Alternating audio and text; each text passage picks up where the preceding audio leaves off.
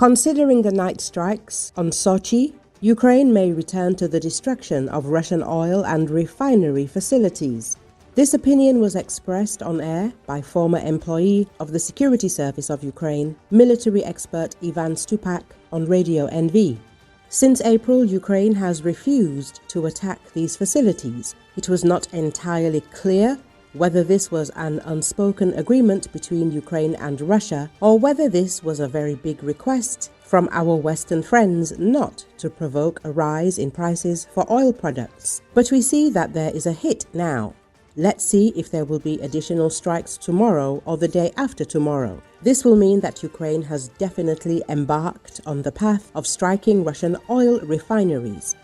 And let's see how this will affect the Russian Federation, Stupak said. He also added that there is now information that Russia is beginning to replace modern electronic warfare systems and radar systems with more outdated ones in certain areas of the front. And here our experts have two conclusions. Either there are not enough modern systems, they are being destroyed, and since new ones are not being manufactured, the Russians are forced to replace them with old ones. Or there are new ones, they continue to be manufactured, but at the expense of old systems that are being moved from, say, Vladivostok or Murmansk. The Russian Federation is creating a multi-layered defense system, so that our UAVs do not have the ability to break through the border and fly deep into the territory of the Russian Federation, Stupak added. Recall on July the 7th, Ukrainian long-range drones struck the Ilsky oil refinery,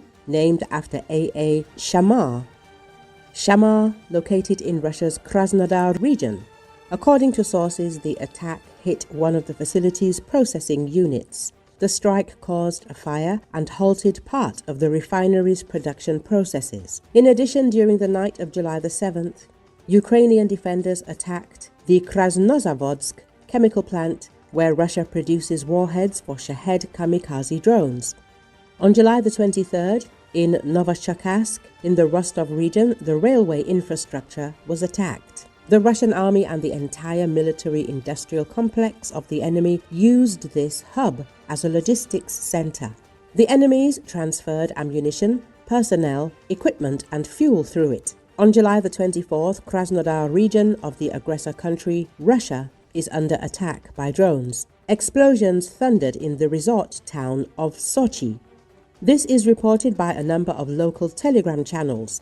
One of the publics notes that Sochi is being subjected to the largest attack during the entire full-scale war of Russia against Ukraine. There were also reports of drones being shot down. At the same time, the head of the administration of the Federal Territory, Sirius, Dmitry Plishkin, announced that an oil depot had been hit.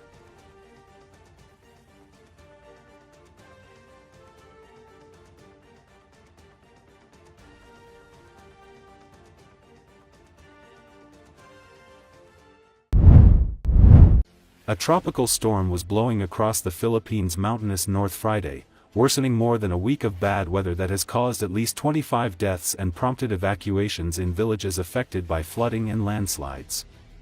According to Associated Press, AP footage showed residents wading through waist-deep water in Malabon City, just to the north of Manila. The storm was Typhoon Kome when it made landfall Thursday night in the town of Ogno in Pangasinan province, with maximum sustained winds of 120 km per hour and gusts of up to 165 km per hour. It was weakening as it advanced northeastward and had sustained winds of 100 km per hour Friday morning.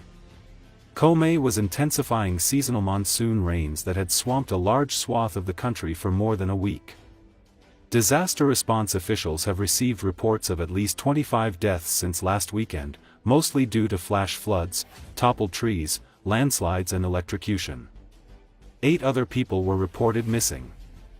There were no immediate reports of deaths or injuries directly caused by Kome, locally called among the 5th weather disturbance to hit the Philippines since the rainy season started in last month.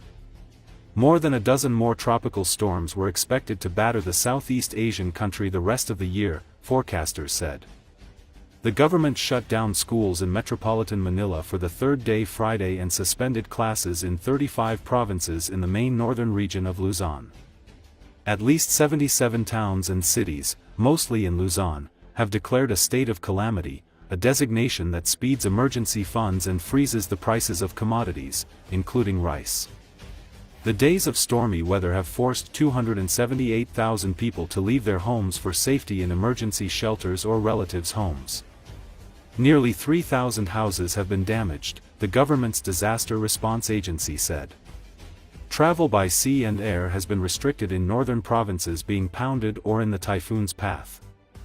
Thousands of army forces, police, Coast Guard personnel, firefighters and civilian volunteers have been deployed to help rescue people in villages swamped in floodwaters or isolated due to roads blocked by landslides, fallen trees and boulders. The Philippines, which lies between the Pacific Ocean and the South China Seas, is battered by about 20 typhoons and storms each year. It's often hit by earthquakes and has about 24 active volcanoes, making it one of the world's most disaster-prone countries.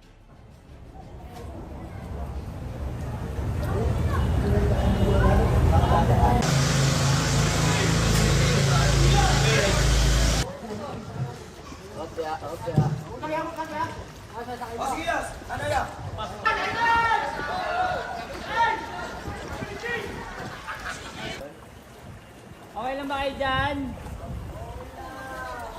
Kwenta doon kay amo ko. Okay, bakit mo kinuha? Kasi di ba makita mo pala kayo dyan?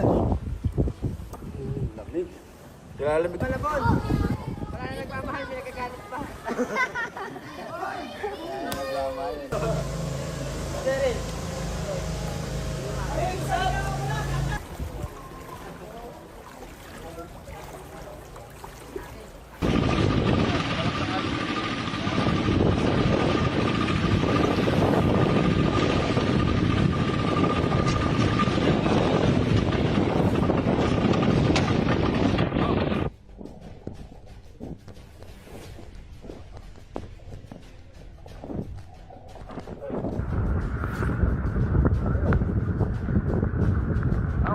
hawakan mo yan.